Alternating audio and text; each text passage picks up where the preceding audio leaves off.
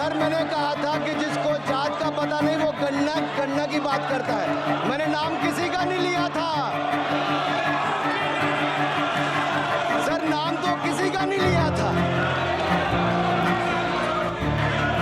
नाम किसी का नहीं लिया था, लेकिन जवाब देने कौन खड़े हो गए? क्या बीजेपी कांग्रेस पार्टी के नेता या किसी भी व्यक्ति की जात पूछ सकते हैं?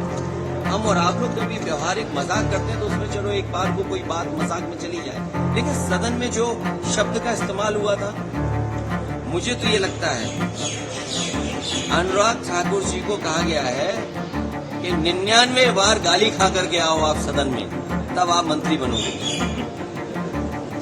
और वो दिन मैं भूल नहीं सकता हूं जिस दिन मुख्यमंत्री आवास को गंगा जल से धोया गया था। मुझे कोई आज समझा दे, कोई जागरूक समझदार इंसान मुझे ये समझा दे कि किसी मुख्यमंत्री के घर को गंगा जल से कैसे साफ किया जा सकता है।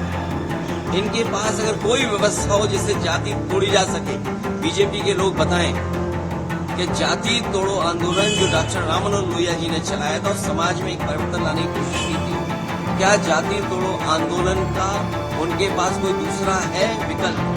भारतीय जनता पार्टी के लोग घबराए हुए पीडीए की लड़ाई से, ये पीडीए से घबराए हुए हैं, क्योंकि एनडीए को अगर किसी ने पटका है तो पीडीए ने पटका है। और जो लोग कहते थे एम बाई गठबंधन, हमारे पीडीए ने एम बाई को हराने का काम किया है। इसका जवाब उनके पास नहीं है। मेरे पत्रकार साथियों, मैं सबसे पहले तो अवधेश प्रसाद जी का आज जन्मदिन है, उनको बहुत बहुत शुभकामनाएं। वो और ऊंचाई पे जाएं, स्वास्थ्य बेहतर हो, स्वास्थ्य बेहतर हो, स्वस्थ रहे। देखिए, ये जाति का सवाल कोई नया नहीं है, जाति का सवाल बहुत पुराना है। मैं उन बातों में नहीं जाना चाहता हूं। आप हमारे वो साथी हैं जो हर एक पे नजर रखते हैं, और एक समय ऐसा आया था उत्तर प्रदेश के सदन में जहां शूद्र को लेकर के बहुत सी चर्चा शुरू हो गई थी। और मुझे याद है कि मैं जब मंदिर के दर्शन करने गया तो कुछ ऐसी ताकतें हैं समाज में, वो नहीं चाहते थे कि मैं हवन पूजन करूं। मैं आपसे कहूंगा साथियों कि वो जानने की कोशिश आप करना कि वो कौन सी ताकतें हैं समाज की जो किसी को पूजा पाठ के लिए, हवन के लिए उस समय रोक रही थी। और वो दिन मैं भूल नहीं सकता हूं जिस दिन मुख्यमंत्री आवास को गंगा जल से धोया गया था। मुझे कोई आज समझा दे, कोई जागरूक समझदार इंसान मुझे ये समझा दे कि किसी मुख्यमंत्री के घर को गंगा जल से कैसे साफ किया जा सकता है।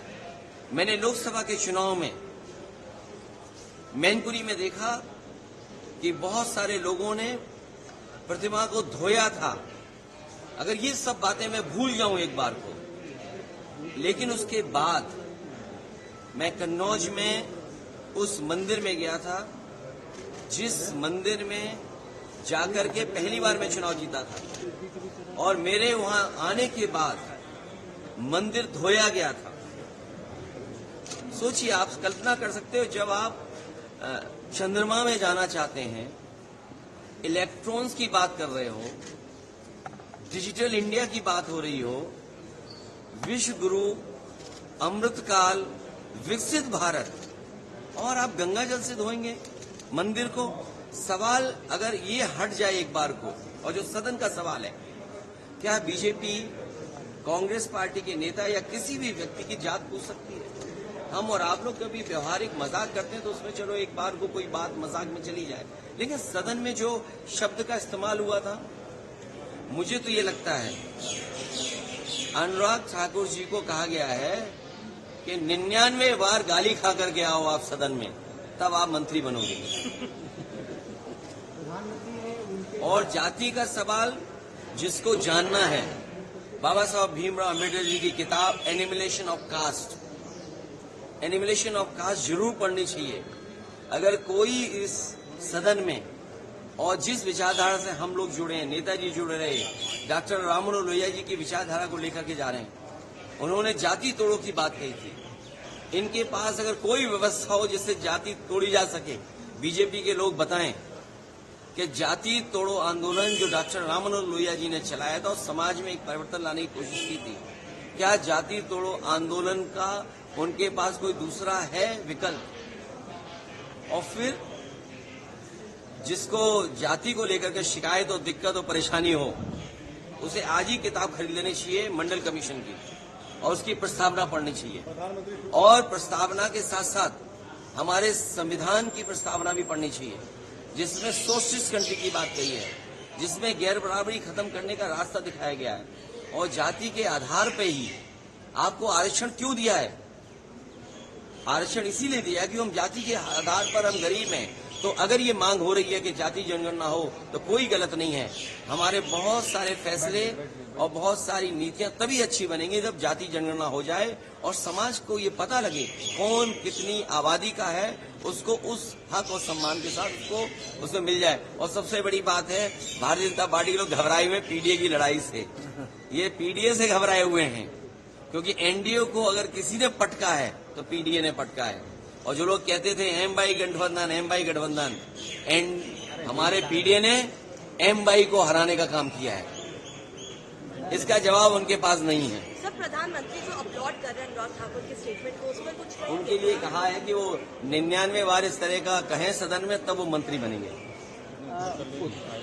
सर, एंटी कन्वर्जन मैं पत्रकार साथियों से हाथ जोड़ूंगा। कल भी मैंने कहा कि आप मुख्यमंत्री से क्या उम्मीद करोगे? उनसे कोई और उम्मीद कर सकते हैं आप कोई उम्मीद ये कर सकते हैं कि किसानों की आय दोगुनी करेंगे?